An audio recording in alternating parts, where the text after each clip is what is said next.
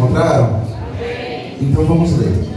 Números 25, primeiro diz o seguinte: Enquanto Israel estava acampado em Sitim, os homens de Israel começaram a manter relações com as mulheres moabitas da região. Essas mulheres os convidaram para sacrifícios a seus deuses, e o povo participou da festa e adorou os deuses de Moabe. Assim, os israelitas prestaram culto a Baal em Peor, e a ira do Senhor se acendeu contra o povo. Amém?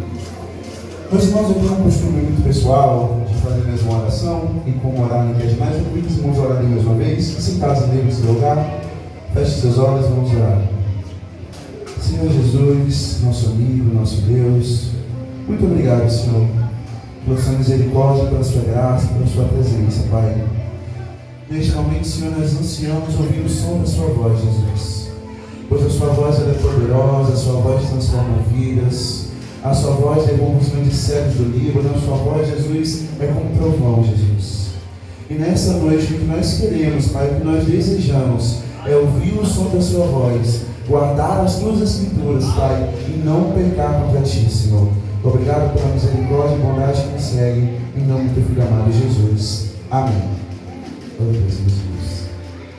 Meus irmãos, Números 25 vai nos contar sobre mais um dos episódios onde Israel se corrompe. E eu quero já deixar muito claro que eu não venho aqui apontar o dedo, falar que eu sou santo, que a igreja erra, não. Eu vim aqui mais como um encorajamento, uma palavra do Senhor, para que a gente seja um pouco menos tolerante com o pecado. Amém? Mas antes da gente entrar exatamente em Números 25, eu gostaria de dar um contexto um pouco para os irmãos. O livro de Números, ele vai nos narrar a história do povo de Israel no deserto. Afinal, Números vem do hebraico exatamente no deserto. E Israel, após sair do Monte Sinai, ele começa a se dirigir ao deserto de Porã. O capítulo 1 de Números vai nos narrar um censo que acontece para contar toda a população da comunidade de Israel. E aquela comunidade, após passar por esse censo, eles começam a caminhar em direção ao deserto de Porã. E durante essa caminhada, o Senhor Deus começa a narrar, a determinar para aquele povo como seria a organização daquele templo, o que os levitas, o que os sacerdotes deviam fazer. Ele começa a narrar para aquele povo as leis sobre pureza e santidade. Mas quando Israel está se dirigindo ao deserto de Porã, em mais uma das suas crises de murmuração, eles começam a reclamar, falando que o maná não é suficiente, que eles estão enjoados daquela comida, que eles não querem mais aquilo que o Senhor tem para oferecer para eles. E neste momento, tanto a comunidade de Israel, até como os próprios irmãos de Moisés, se rebelam contra ele. E mais uma vez Moisés vai até o Senhor, ora ao Senhor, e o Senhor tem misericórdia daquele povo e provê escape para aquele povo. Mas a nação de Israel, eles continuam a sua caminhada até a terra prometida. E agora, na segunda parte do livro de Números, Moisés envia espias para visitarem a terra prometida e trazer um relatório para o povo do que estava acontecendo e do que esperavam eles naquela terra. Só o que acontece é que aqueles espias vêm com notícias e o povo começa a se desesperar, que os homens são muito grandes, que com certeza nós vamos morrer, que não dá para invadir aquela terra, que era melhor ter ficado no Egito. E mais uma vez o povo de Israel se rebela contra o Senhor. Só que dessa vez existe uma punição mais grave do que a anterior. Da mesma forma como aqueles espias passaram 40 dias na terra prometida, o Senhor condena Israel a passar 40 anos de peregrinação durante o deserto. E como não se fosse pouco, nos próximos capítulos, a gente começa a ver a rebelião de Corá contra Moisés. E mais uma vez Moisés vai até o Senhor, ora para que o Senhor ajude aquele povo, e o Senhor tem misericórdia daquele povo. E a caminhada de Israel continua. E enquanto a caminhada de Israel continua, aquele povo começa a reclamar mais uma vez sobre o descende. E agora quem se ira é Moisés. E Moisés pega aquele cajado, bate naquela rocha e distribui água para aquele povo. E agora, assim como aquele povo foi sentenciado a não entrar na terra prometida, Moisés também naquele momento não entraria mais na terra prometida. E durante esse caminho até as planícies de Moabe, Nós vimos outro episódio que é a serpente de bronze, onde aquele povo são picados por serpentes e o Senhor manda levantar uma serpente de bronze como símbolo de Jesus para a cura daquele povo. Enfim, meus irmãos, aquele povo na caminhada do Monte Sinai até a terra prometida reclamaram durante toda a caminhada. Toda a trajetória de Israel até a terra prometida, onde eles finalmente alcançariam a recompensa que o Senhor tinha dado para eles, é marcado por reclamação. E agora Moisés chega finalmente às planícies de Moabe, o lugar mais perto que eles acamparam da terra prometida. E ali nas planícies de Moabe acontece uma coisa muito interessante. Balaque, ao ver aquela multidão, aquele povo tão grande que era a nação de Israel, ele tem medo daquele povo perto do território dele. E o que Balaque faz? Balaque, ele chama um feiticeiro pagão chamado Balaão para profetizar contra a nação de Israel. Mas Balaão, por mais que ele era pagão, que ele era doido, ele ainda tinha juízo. Então Balaque chama Balaão, e Balaão vai uma vez profetizar contra a nação de Israel, e ele é impedido por ele mesmo, fala: eu não posso amaldiçoar aquilo que o Senhor abençoou. E Balaque, não satisfeito, manda que Balaão profetize mais uma vez. E Balaão, mais uma vez, ao invés de amaldiçoar Israel, ele abençoa a nação de Israel. E não satisfeito, Balaque manda mais uma vez Balaão amaldiçoar aquela nação. E mais uma vez, Balaão abençoa a nação de Israel. O que nós podemos aprender aqui é que o povo santo do Senhor carrega sobre si uma proteção divina. O povo santo do Senhor carrega sobre si o vigia, o Deus dos deuses, o Senhor dos exércitos, que zela por cada um de nós. Mesmo muitas vezes, quando nós não merecemos essa proteção, o Senhor é fiel em guardar os seus filhos. E agora parece que Balaque fica sem ideia do que fazer. Isso acontece no capítulo 24. E no capítulo 25 a gente começa a ler Israel se corrompendo. E a gente se pergunta como isso aconteceu. E a nossa resposta não está nem no Antigo Testamento, está lá no Novo Testamento, em Apocalipse 2,14. Quando João está escrevendo para a igreja da Ásia de Pérgamo, o Senhor fala o seguinte para aquela igreja: olha, eu tenho contra ti o seguinte: vocês toleraram entre vocês os ensinamentos de Balaão, que fizeram com que Israel se corrompesse em Moabe.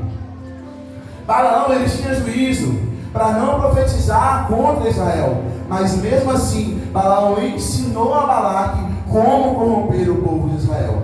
Quando o inimigo não consegue te atingir de uma forma, meu irmão, ele vai te atingir de outra. E se nós não estivermos vigilantes, o nosso destino será o mesmo que Israel, e nós pecaremos contra o nosso Deus. Vamos lá, irmãos. Chegamos finalmente em Números 25. Após Balaão ensinar Balaque a corromper o povo de Israel, Balaque então envia mulheres moabitas para começar a andar no meio do acampamento de Israel. E até então aquelas mulheres andaram no meio do acampamento de Israel, ok, não foi pecado ainda. Mas aí eles começam a ter relações com aquelas mulheres. Aí já começa a escalonar um pouco. E aí aquelas mulheres começam a convidar aquela nação a prestar sacrifício a outros deuses. Já eleva mais um pouco. E de repente, meu irmão, Israel está cultuando a Baal. O que isso nos mostra? Que às vezes as companhias que nos servem pode não fazer a gente pecar imediatamente, mas se são pessoas que vão contra o nosso Senhor, meu irmão, um abismo puxa o outro. E se você não for vigilante com quem anda ao seu redor, o inimigo irá tragar a sua vida. A nação de Israel até então só convivia com as mulheres moabitas. De repente começou a ter relações, de repente começou a participar de sacrifícios, e de repente Israel estava entregue à idolatria. Se nós não formos definitivamente intolerantes com o pecado uma hora ou outra vai nos derrubar. Até porque, meus irmãos, ninguém cai de uma hora para outra. Nossa, escorreguei, saí da igreja, não vou mais. Não, as coisas começam um pouco, é de pouquinho em pouquinho, é de pecado escondido em escondido, é de murmuração em murmuração, até que o seu coração não tem mais nada do Senhor e você começa a servir a outros deuses. E foi exatamente isso que aconteceu com a nação de Israel. Eles estavam insistindo, eles foram corrompidos por Moabe, e mais uma vez a ira do Senhor se acendeu contra Israel. Só que agora o Senhor tem uma decisão mais brusca ainda. Ele fala: olha, Moisés, pegue todos os líderes dessa nação, leve até o meio da congregação e execute-os em praça pública, para que a minha ira se apague contra esse povo. E meus irmãos, eu quero que você imagine comigo o cenário. Além dessa execução que o Senhor mesmo mandou, as pessoas naquela região de Israel estavam morrendo por uma praga que o próprio Senhor Deus enviou. Então agora a gente tem uma nação corrompida pelo pecado, com gente morrendo por um lado e para o outro, e a nação de Israel andando em meio aos defuntos, e todo mundo agora começa a chorar, a se desesperar em frente ao tabernáculo. E você vai dizer, talvez, você vai pensar, talvez, então o Senhor se compadeceu desse choro. Não, meus irmãos. Porque as suas lágrimas, o seu choro, a sua tristeza, se não for acompanhado de um arrependimento genuíno, de nada serve. A gente tem um costume muito fácil de achar que arrependimento é você chorar, é você se sentir triste, é você, ai meu Deus, coitadinho de mim. Mas arrependimento, meu irmão, é você começar a fazer ao contrário daquilo que você estava fazendo. A palavra pecado no Velho Testamento vem de errar o alvo. Se nós estamos pecando, se nós estamos errando o alvo, se arrepender é começar a acertar o alvo. Se arrepender é começar a andar em direção a Cristo Jesus. Se arrepender é se livrar daquilo que nos torna valorosos e começar a correr na corrida da fé. Hebreus vai nos falar, já que nós estamos cercados de tamanhas testemunhas, que a gente se livre daquilo que deixa a gente pesado, devagar, e comece a correr em direção ao alvo que é Jesus. E agora, aquela nação está desolada. É pessoa morrendo de um lado, é líder sendo executado em praça pública, e aquela nação começa a chorar em frente do templo, e nada muda, até que um abençoado israelita tem uma ótima ideia. Ele decide pegar uma mulher moabita, aos olhos de toda a congregação de Israel, e levar para dentro da sua tenda. Olha só que maravilha. Então aquele israelita pega aquela mulher moabita e fala, não, meu pecado não há. E leva para dentro da tenda, enquanto todo mundo está morrendo, todo mundo chorando fora dali. Só que acontece, meu irmão, é que existia um ser humano, um homem chamado Finéias, que não é de Ofni e Finéias, é Finéias, filho de Eleazar, que ao ver essa cena desse israelita escondendo a mulher moabita na tenda, ele decide tomar uma atitude. Ele decide que ele não pode mais ficar parado enquanto o pecado continua rondando a nação de Israel. E Finéias, filho de Eleazar, o que ele faz? Ele é bem radical.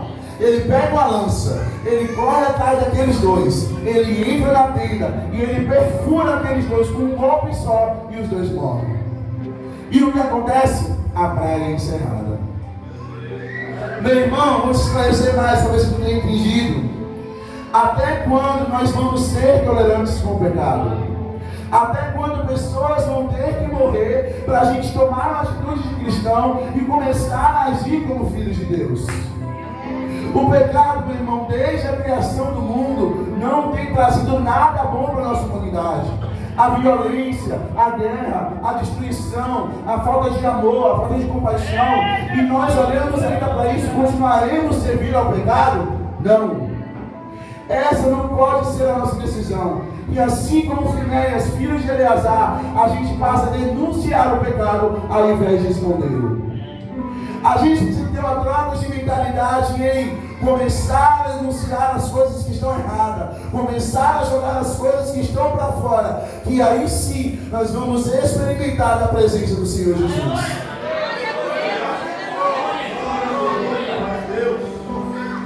Constantemente, meus irmãos, eu ouço alguém falando, ai, mas eu não sinto Deus, ai, mas o culto é isso, mas o culto está frio. E você não vai sentir mesmo. Porque enquanto você estiver embriagado de pecado, não existe espaço para o Senhor na sua vida. E você pode chorar, você pode se espernear, você pode se fazer de coitadinho, mas enquanto não houver arrependimento genuíno, enquanto não houver confissão de pecados, não haverá mudança em sua vida. 1 Timóteo 2,20 vai nos falar que os presbíteros e os líderes da igreja, quando eles servem, eles devem ser levados até a frente da congregação, confessarem os seus erros e serem repreendidos. Aí você pergunta, meu Deus, que humilhação. Mas não, meu irmão. Porque se isso realmente acontecesse no nosso meio, geraria temor em nossos corações. E em Provérbios 1, versículo 7 vai dizer que o temor do Senhor é o princípio da sabedoria. Se nós somos uma nação, se nós somos um povo que nós não tememos ao nosso Senhor, nós somos uma nação tola, uma nação burra. Os nossos esforços não vão agradar o Senhor enquanto o nosso coração não estiver cheio de temor. E foi isso que Finéias, filho de Eleazar, fez. Ele se levanta de onde ele estava. Ele poderia continuar chorando em frente à tenda como os demais, mas ele resolve tomar uma atitude. Ele se levanta do meio daquele povo, ele mata aqueles dois que estavam escondendo o pecado, e assim a praga encerrada sobre Israel. E agora, Eleazar, que talvez, ou Finéias, que talvez teria um futuro comum, mais um membro da comunidade de Israel, mais um filho de serviço, o Senhor Deus faz uma aliança com Finéias, e Finéias passa a ser a sacerdote no templo do Senhor. Se nós formos cristãos que denunciam o pecado, que escolhem não esconder os erros, que escolhem viver de acordo à vontade do Senhor, nós temos uma aliança com Deus. Mas se nós formos daquele tipo que escondemos o nosso pecado dentro da tenda, e queremos abafar o que está acontecendo de errado, e queremos viver como os demais, nós certamente pereceremos. O meu clamor, o meu único objetivo nessa noite é dizer para os irmãos que nós possamos ser menos tolerantes com o pecado que anda ao nosso redor. Aleluia. Que a gente possa ser menos tolerante com o pecado que rodeia as nossas casas, as nossas vidas, as nossas famílias, e começar mais a ouvir a voz do Senhor e cumprir os seus estatutos. A gente vê durante a Bíblia grandes homens que se perderam pelo pecado. Davi, um homem segundo o coração de Deus, acobiçaram a mulher, ele pega contra o Senhor, pega contra a família, e a espada não se aparta mais atrás de Davi. Salomão, a querer mais e mais e mais, ele se afasta do Senhor e vive os seus últimos dias lamentando que tudo embaixo do sol é vaidade, é passageiro. Mas hoje, eu e você temos a escolha de fazer diferente. Eu e você temos a escolha de viver segundo a vontade do Senhor. Eu e você temos a escolha de fazer aquilo que é certo. Confessar pecado, meu irmão, é vergonhoso, é duro. Talvez quebre o seu ego, quebre o seu orgulho, mas a palavra fala que eles confessam e deixam, alcançam a misericórdia do Senhor. Se o nosso alvo é o céu, se o nosso alvo é a terra prometida, se nós estamos caminhando rumo ao alvo que é Cristo, que a gente se livre, que a gente faça morrer as coisas da carne que não servem mais para nós. Que a gente faça morrer aqueles pesos que nós temos carregados, porque o fardo do Senhor é leve e o jugo dele é suave. Se você tem andado com o fardo pesado nas costas, se você tem andado sobre um jugo pesado, um jugo doloso a você, esse jugo, esse fardo não é do Senhor. Então jogue para fora, meu irmão, as coisas que não te servem, as coisas que não combinam com você, e que a gente possa viver como exemplos, como discípulos do Senhor Jesus, carregando o testemunho para as nossas próprias vidas. Porque Romanos 2 vai nos dizer que nós precisamos ser transformados e nos entregar como sacrifício vivo e santo ao Senhor, que é o nosso culto racional. Nós podemos fazer grandes festas, grandes congressos, grandes coisas, mas o que importa, meu irmão, é se o seu coração carrega ao Senhor.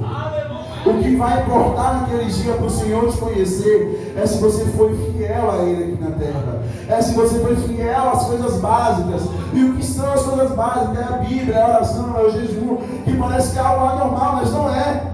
São as coisas básicas que todo cristão deve fazer.